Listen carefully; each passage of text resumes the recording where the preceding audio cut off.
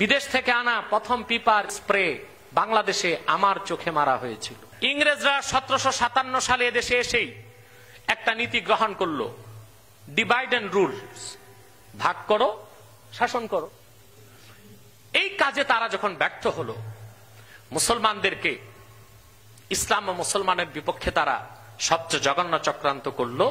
আপনারা খোঁজ নিলে দেখতে পাবেন শাহবাগে ইসলাম ও মুসলমানের বিপক্ষে সবচেয়ে বড় কালচারাল অ্যাটাক, সাংস্কৃতিক যে আগ্রাসন হয়েছিল তার মূল হোতা কারা ছিল?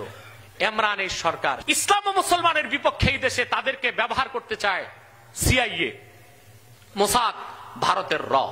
আপনারা যারা the clash of civilization, Huntington doctrine পড়েছেন, সভ্যতার দ্বন্দ্ব থিসিসটা লিখেছে ডক্টর হ্যান্টিংটন। বাংলাদেশে এখন যা কিছু হচ্ছে, ডি ইসলামাইজেশন, ইসলাম মুক্ত বাংলাদেশ করার জন্য যা হচ্ছে সব সেই হ্যান্টিংটন ডক্ট্রিনের সূত্র মোতাবেক হচ্ছে, যা আমাদের দেশের আলেম সমাজের কোনো জানা নাই। What is the clash of civilization? এটা কি জিনিস? সভ্যতার দ্বন্দ্ব কি এটা জানেই না। এই থিসিসটা কে লিখলো তা জানে না। এই থিসিসে এক নম্বরে বিধ্বস্ত করার কথা ছিল ইরাককে, ইরাকে তারা হামলা করেছে। লিবিয়ার কথা ছিল, লিবিয়াকে হামলা করেছে। সিরিয়ার কথা ছিল, সেখানে যুদ্ধ চলছে। আফগানের কথা ছিল, সেখানে যুদ্ধ চলছে। 9 নম্বরেই তো আমার সোনার বাংলার কথাটা লেখা ছিল। সে কাজটি ইতিমধ্যেই শুরু হয়েছে। আর ইসলাম ও মুসলমানের বিপক্ষে কাফের মুশরিকদের এজেন্ডা বাস্তবায়নে, আর সেই চক্রান্তে তাদেরকে মদত দিচ্ছে মার্কিন যুক্তরাষ্ট্র, ইসরায়েল এবং ব্রিটেন। 2016 সালের আগে যে শিক্ষানীতি, শিক্ষা আইন হয়েছে, সেটা চেয়ারম্যান ছিল কবির চৌধুরী, এবং সেই শিক্ষানীতিতে ইসলামের সাথে রিলেটেড প্রবন্ধ, উপন্যাস, গল্প, কবিতাকে বাদ দিয়েছে, এবং 127 জন হিন্দু কবি সাহিত্যিকের লিটারেচারকে আমাদের পাঠ্যসূচির অন্তর্ভুক্ত করেছে। খাতমে নবুয়তের আন্দোলনে বাংলাদেশে তাহরিকে খাতমে নবুয়তের কর্মীদের উপর যে নির্যাতন হয়েছে, বাংলার ইতিহাসে এই আন্দোলনে কোন সংগঠনের উপর এই নির্যাতন হয়নি। 13 সালের জানুয়ারির 3 তারিখ আপনারা আমার সাথে বাইতুল মোকাররম দক্ষিণ গেটে এসেছিলেন।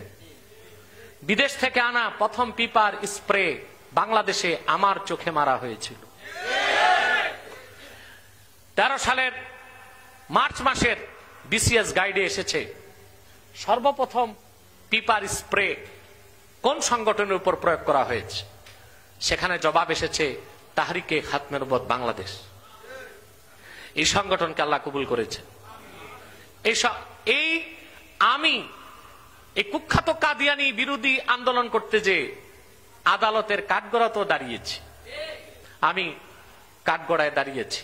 গজারিয়াতে কাদিয়ানিরা আমার বিপক্ষে অ্যাটেম্প টু মার্ডার মামলা দিয়েছিল, আমি আদালতে দাঁড়িয়েছি। তবে আমি জেলে যেতে পারি নাই। মনে হয় এটা আমার ব্যর্থতা।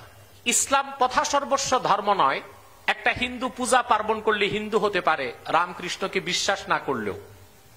একটা বৌদ্ধ তার ধর্মীয় উৎসব পালন করে বুদ্ধিস্ট হতে পারে, গৌতম বুদ্ধকে বিশ্বাস না করেও। খ্রিস্টান হতে পারে, গির্জায় যাতায়াত করে জেসাসকে বিশ্বাস না করেও। ইহুদি হতে পারে, সিনাগগে যাতায়াত করে ডেভিড, জ্যাকব, মসিকে বিশ্বাস না করেও। কিন্তু আল্লাহর কোরআনের একটি আয়াতকে কেউ যদি অস্বীকার করে, সে মুসলমান হতে পারে না। মুহাম্মদ সাল্লাল্লাহু আলাইহি ওয়াসাল্লাম আল্লাহর শেষ নবী, ওনার পরে কোন প্রকারই নবী কিংবা রাসূল আসবে না, এই কথাটা যে বিশ্বাস করবে না, কোরআনের প্রায় 1000 আয়াতকে সে অস্বীকার করলো, আর 2000 মুতাওয়াতির হাদিসকে অস্বীকার করলো, তাকে মুসলমান বলার কোনো সুযোগ নাই, বরং সে কাফের, অমুসলিম। সম্মানিত সুধী, রাসূলুল্লাহর খাতমে নবুয়তের বিপক্ষে ভণ্ড নবীদের চক্রান্ত শুরু হয়েছে আবু বকর সিদ্দিকের জমানা থেকে। ইয়ামানের ইয়ামামায় মিথ্যা নবুয়তের দাবিদার মুসাইলামাতুল কাজ্জাব নবুয়ত দাবি করলো। পুষ্পের মতো কোমল আবু বকর সিদ্দিক বজ্রের মতো কঠোর হয়ে গেলেন। খালেদের নেতৃত্বে 30,000 সাহাবী প্রেরণ করলেন একটি মাত্র মিথ্যা নবুয়তের দাবিদারকে হত্যা করার জন্য।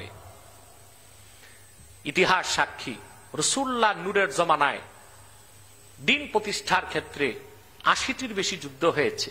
সারিয়া, গাজওয়া, জুয়ুস, বউস, ৮০টার মতো যুদ্ধে ইসলামের পক্ষে এবং বিপক্ষে মোট মানুষ নিহত হয়েছে মাত্র ১০১৮ জন। আর শুধুমাত্র যেই দিন মিথ্যা নবুওয়াতের দাবিদার মুসাইলামাকে হত্যা করতে সাহাবায়ে কেরাম গেলেন, সেই একদিনে ইয়ামামায় ২৪০০ সাহাবী শাহাদাত বরণ করেছেন। এর থেকে বোঝা যায় যে খাতমে নবুওয়াতের আন্দোলন সবচেয়ে বড় আন্দোলন, খাতমে নবুওয়াতের জিহাদ সবচেয়ে বড় জিহাদ। যুগে যুগে যখনই মিথ্যা নবুওয়াতের দাবিদারের উদ্ভব ঘটেছে, উম্মতের মুমিনগণ, মুসলমানগণ তরবারি দিয়ে তাদের ফায়সালা করেছে। কি দিয়ে? খাতমে নবুওয়াতের বিরুদ্ধে সবচেয়ে জঘন্য চক্রান্ত হয়েছে ইংরেজ আমলে। ইংরেজরা ১৭৫৭ সালে এদেশে এসেই একটা নীতি গ্রহণ করলো, ডিভাইড এন্ড রুল, ভাগ করো, শাসন করো। এই কাজে তারা যখন ব্যর্থ হলো, মুসলমানদেরকে, ইসলাম ও মুসলমানের বিপক্ষে তারা সবচেয়ে জঘন্য চক্রান্ত করলো। তারা কাদিয়ানের কাজ্জাব, মিথ্যা নবুওয়াতের দাবিদার মির্জা গোলাম শয়তান কাদিয়ানীকে মিথ্যা নবুওয়াতের দাবিদার বানিয়ে মাঠে নামিয়ে দিল। কিন্তু তৎকালীন আলেম ওলামা, পীর মাশায়েখ, বিশেষ করে কারামতুল জনপুরি রহমতুল্লাহ সন্তান মাওলানা হাফেজ আহমদ জনপুরি, ওনার নাতি মাওলানা আব্দুর রব জনপুরি, মাওলানা কাজী সানাউল্লাহ পানিপথি, মাওলানা আতাউল্লাহ শাহ বুখারী, তারপরে সৈয়দ আনোয়ার কাশ্মীরি, ওই সমস্ত যুগশ্রেষ্ঠ আলেমদের প্রচেষ্টার বিনিময়ে কাদিয়ানের কাজ্জাব মির্জা গোলাম শয়তান কাদিয়ানির সকল চক্রান্ত নস্যাৎ হয়ে গেল। এবং ১৯০৮ সালে কাদিয়ানের কাজ্জাব মির্জা গোলাম শয়তান কাদিয়ানির উপর গজব আসলো। ১৯০৮ সালে কাদিয়ানের কাজ্জাব মিথ্যা নবুওয়াতের দাবিদার মির্জা গোলাম শয়তান কাদিয়ানি ধ্বংস হয়ে জাহান্নামের কুখ্যাত কুকুরে পরিণত হয়েছে, তার অনুসারীরাও ধ্বংস হয়েছে। বর্তমানে কাদিয়ানিরা বাংলাদেশে আস্তানা গেড়ে ইসলাম ও মুসলমানের বিপক্ষে চক্রান্ত করে যাচ্ছে। আর সেই চক্রান্তে তাদেরকে মদদ দিচ্ছে মার্কিন যুক্তরাষ্ট্র, ইসরায়েল এবং ব্রিটেন। কাদিয়ানীদের প্রধান কার্যালয় লন্ডনে, দ্বিতীয় প্রধান কার্যালয় ইসরায়েলের হাইফাতে। সেখানে কাদিয়ানীদের দ্বিতীয় বৃহত্তম কার্যালয় ইসরায়েলের হাইফাতে। এবং বাংলাদেশে এই পর্যন্ত কাদিয়ানীরা প্রায় ৮৫টা আস্তানা করেছে। গত মাসে আমাদের তাহরিকে খাতমে নবুওয়াতের মুবাল্লিগগণ জামালপুর এলাকাতে দাওয়াতি কাজে যে দেখেছে, একটি মহল্লায় প্রায় ৭০০ লোক কাদিয়ানী হয়ে গিয়েছে। ২০০৪ সালে আমি পঞ্চগড় গিয়েছিলাম কাদিয়ানী বিরোধী অভিযানে। শেরে বাংলা পার্কের নিকট আমি বক্তব্য রেখেছিলাম। আমার বক্তব্যের পর সেদিন ১১৫ কাদিয়ানী নারী পুরুষ আমার হাতে ইসলাম গ্রহণ করে মুসলমান হয়েছিল। আমি তাদেরকে বক্তব্যে জিজ্ঞেস করেছিলাম, তোমরা কেন কাদিয়ানী হয়েছো? তারা বলেছে, আমাদের পূর্বপুরুষ কাদিয়ানী ছিল না, তারা মুসলমানই ছিল। আইয়ুব খানের একজন মন্ত্রী ছিল জাফরুল্লাহ খান, আপনারা মুরব্বীরা নাম জানেন। এই জাফরুল্লাহ খান ছিল ব্রিটিশদের দালাল এবং কাদিয়ানী। সেই সর্বপ্রথম পঞ্চগড়ে কাদিয়ানীদের বীজ বপন করেছিল এবং সেখানে একটা বিরাট এলাকা কাদিয়ানীদেরকে দেওয়া হয়েছে। সেই কাদিয়ানীরা এখন পড়াশোনা করে বিভিন্ন সরকারি দলে, বিরোধী দলে, বিভিন্ন নিউজ মিডিয়া এবং সরকারি অফিসগুলোতে ঘাপটি মেরে বসে আছে। এবং তারা কখনো সরকারকে, কখনো বিরোধী দলকে হাতিয়ার করে ইসলাম ও মুসলমানের বিপক্ষে এমন কোন চক্রান্ত নাই যা করছে না। আপনারা খোঁজ নিলে দেখতে পাবেন, শাহবাগে ইসলাম ও মুসলমানের বিপক্ষে সবচেয়ে বড় কালচারাল অ্যাটাক, সাংস্কৃতিক যে আগ্রাসন হয়েছিল, তার মূল হোতা কারা ছিল? ইমরানের সরকার, সে কাদিয়ানী। রাজীব যাকে হত্যা করা হয়েছে, সেও কাদিয়ানী। ইসলামের বিপক্ষে যত ব্লগাররা লিখছে তাদের অধিকাংশই কাদিয়ানী। ২০১৬ সালের আগে যে শিক্ষানীতি, শিক্ষা আইন হয়েছে, সেটা চেয়ারম্যান ছিল কবির চৌধুরী। সেই কবির চৌধুরী কাদিয়ানী ছিল। মসজিদের আজান তার কাছে বেশ্যার ডাকের মতো লাগতো। এবং সেই শিক্ষানীতিতে ইসলামের সাথে রিলেটেড প্রবন্ধ উপন্যাস, গল্প, কবিতাকে বাদ দিয়েছে এবং 127 জন হিন্দু কবি সাহিত্যিকের লিটারেচারকে আমাদের পাঠ্যসূচির অন্তর্ভুক্ত করেছে।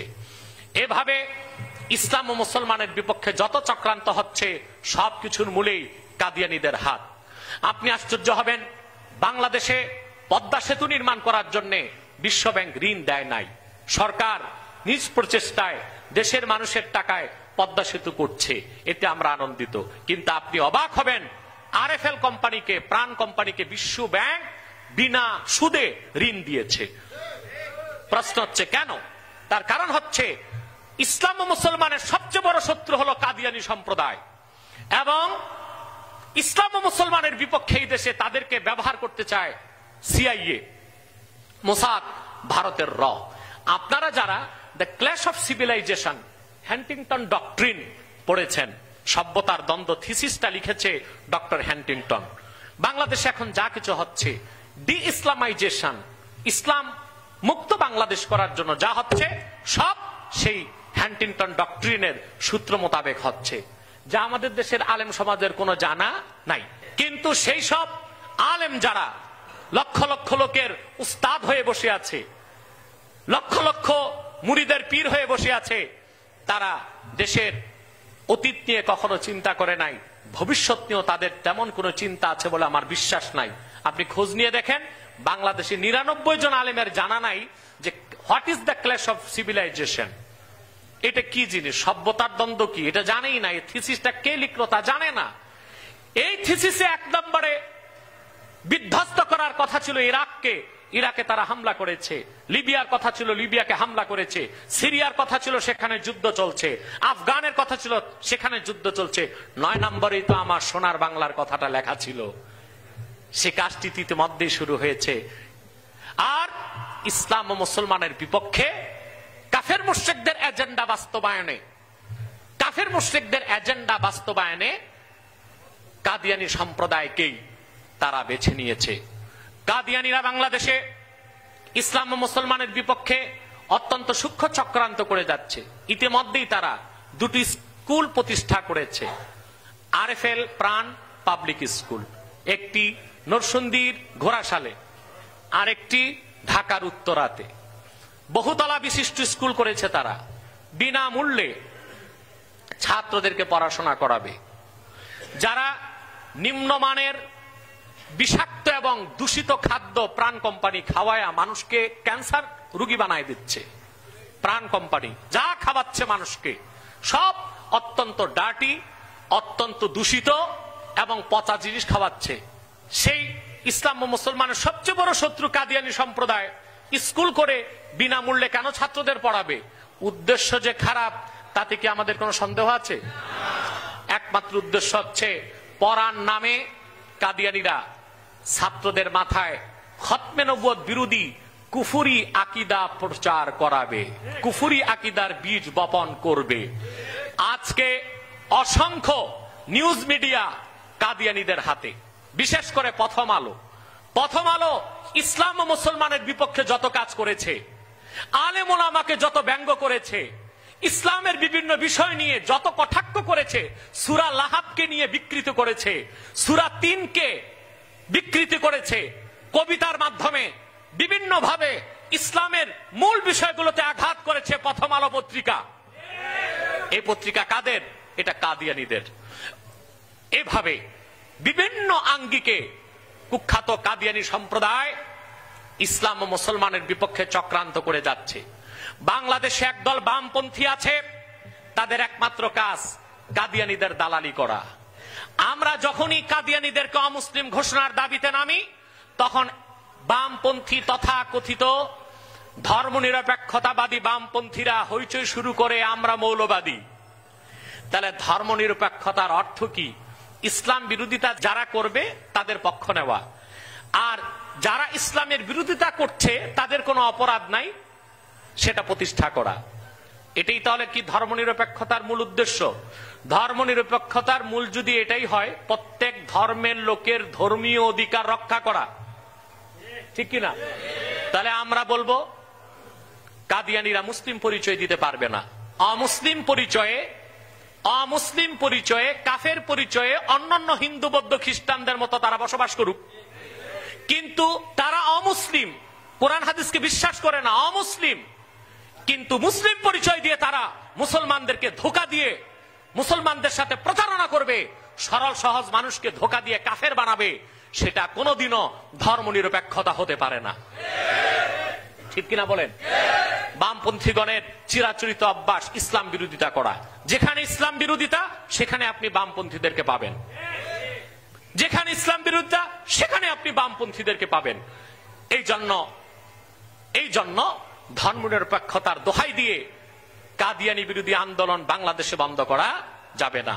কাদিয়ানিরা যদি অমুসলিম পরিচয়ে থাকে তাহলে সেই দিকে আমাদের তাকাবার প্রয়োজন হবে না, কিন্তু তারা নিজেদেরকে মুসলিম পরিচয় দিয়ে মুসলমানদের সাথে দুশ্মনী করবে, সরল সহজ মানুষকে ধোঁকা দিয়ে প্রতারণার মাধ্যমে কাফের বানাবে, সেই সুযোগ এক মুহূর্তের জন্য তাহরিকে খাতমে নবুওয়াত বাংলাদেশ দিবে না ইনশাআল্লাহ।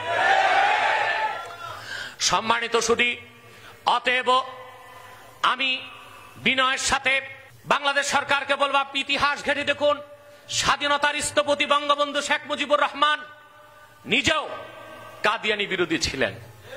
তিনি মরহুম শামসুল হক ফরিদপুরি রহমতুল্লাহকে ওয়াদা করেছিলেন, যদি আমরা ক্ষমতায় আসতে পারি রাষ্ট্রীয়ভাবে কাদিয়ানিদেরকে অমুসলিম ঘোষণা করা হবে।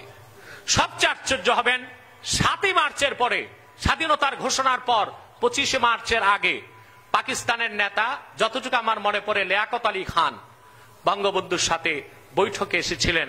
লিয়াকত আলী খানের বডিগার্ড ছিল কাদিয়ানি। বঙ্গবন্ধু স্পষ্ট বলেছেন, কোন কাদিয়ানি আপনার বডিগার্ড থাকবে, আমি আপনার সাথে মিটিং এ বসতে পারি না। অতএব আমি বিনয়ের সাথে তাহরিকে খাতমে নবুওয়াত বাংলাদেশের পক্ষ থেকে বাংলাদেশ সরকারকে বলবো, অনতি বিলম্বে কাদিয়ানিদেরকে রাষ্ট্রীয়ভাবে অমুসলিম ঘোষণা করতেই হবে, কারণ তারা ইহুদি খ্রিস্টানের চেয়ে বড় কাফের এবং অমুসলিম।